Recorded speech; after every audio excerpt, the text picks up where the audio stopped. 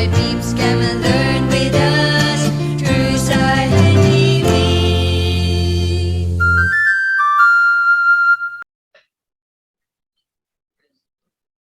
Good day, dear students. Our third topic in stoichiometry is mole to mass. Previously, we have learned mole ratio and mole to mole conversion. Now, we will discuss mole to mass. This is your teacher, Andrew M. Famero, instructor of Bromblon State University, Laboratory Science High School. Okay, converting mole to mass. The problem says, how many grams of NH3 will be produced from 25.7 moles of N2? In this type of problem, we will convert mole into mass. This is quite a complex problem, but the technique here is, aside from the mole ratio that we have learned in your first video, we will also convert mole into gram using the molecular weight. So let us, in your screen, let us see the reaction 3H2 plus N2 will yield 2NH3.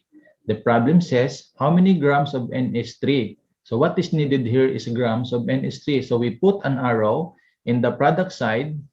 We put an arrow in the product side and put the question mark is equal to grams of NH3, which is how many grams of NH3 that is required. So in the right side, we put the given 25.7 moles of N2.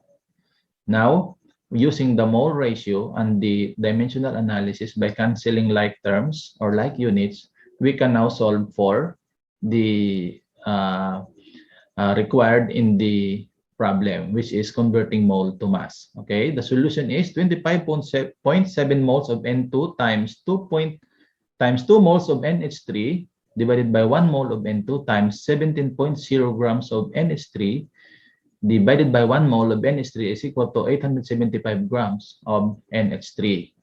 So you consider that the mole ratio is 1 mole of N2 is to 2 moles of NH3. And then we convert mole into gram, which is seen in your next slide. Here it is. So in order to convert mole into gram, we need the periodic table by locating or by looking in your periodic table the atomic weight of hydrogen, which is 1.008, multiplied by 3 is equal to 3.02, and the atomic weight of nitrogen, which is 14.01, multiplied by 1, which is 14.01. Then we add, we have now the molecular weight of 17.0 grams of NH3. Okay, so going back to your problem, you consider 1 mole of NH3 is equivalent to 17.0 grams of NH3. So you consider that from moles of N2, we go to the moles of NH3, and from moles of NH3, the remaining unit now is grams of NH3. So the answer is 875 grams of NH3. Okay. So another example here is how many grams of Fe2O3 will be formed from 4.86 moles of Fe reacting with sufficient oxygen gas? The same procedure. We get the atomic weight of Fe and oxygen. The atomic weight of Fe in your periodic table is 55.85 grams. Oxygen is 16. Okay, using the mole ratio also.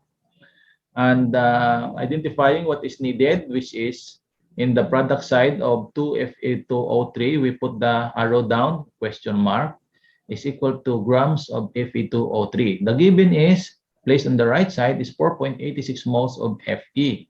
So we put the arrow down below the Fe or the 4Fe. And then proceed with the mole ratio. So 4.86 moles of Fe times 2 moles of Fe2O3 divided by 4 moles of Fe times 159.7 grams of Fe2O3 divided by 1 mole of Fe2O3 equals 388 grams Fe2O3. Okay, for us to understand more, I have prepared a video in Tagalog so you can decipher, you can solve about the conversion of mole to mass. Okay, thank you for watching and watch this clear video in Tagalog explanation. Thank you. Okay, proceed tayo sa mole to mass conversion, ang ikatlo nating stoichiometric problem. The problem states how many grams of NH3 will be produced from 25.7 moles of N2. We have the chemical reaction, balanced chemical reaction. What is needed in this problem is grams of NH3. So we put an arrow here because grams of NH3 is needed. So question mark, grams of NH3. At the end of the problem, the unit should be grams of NH3 because this problem is conversion from mole to mass. So this another given, how many grams of NH3 this is needed will be produced from 25.7 moles of nitrogen gas. This is the given, 25.7 moles of N2. So we put an arrow here, 25.7 moles of nitrogen gas. Okay, so bear in mind the mole ratio, 3 moles of H2 is to 1 mole of N2, 3 moles of H2 is to 2 moles of NH3, 1 mole of N2 is to 2 moles of NH3. We will be using the mole ratio as our dimensional analysis. By and by also, we will be converting, we will have the conversion factor, 1 mole of NH3 is to how many grams of NH3? Because this problem needs mole to mass. So therefore, we will convert mole to grams. Or we need to convert 1 mole of NH3 to grams of NH3. So to solve this problem, as what I have told you or explained to you from our previous lessons, we place the given here, 25.7 moles of nitrogen gas times, in order to cancel out, ilagay sa baba ito, and then this 1 mole of N2, 2 moles of NH3. So 2 moles of NH3. Kailangan dumaan muna tayo sa mole of NH3 para ma-convert natin itong, okay, 1 mole of NH3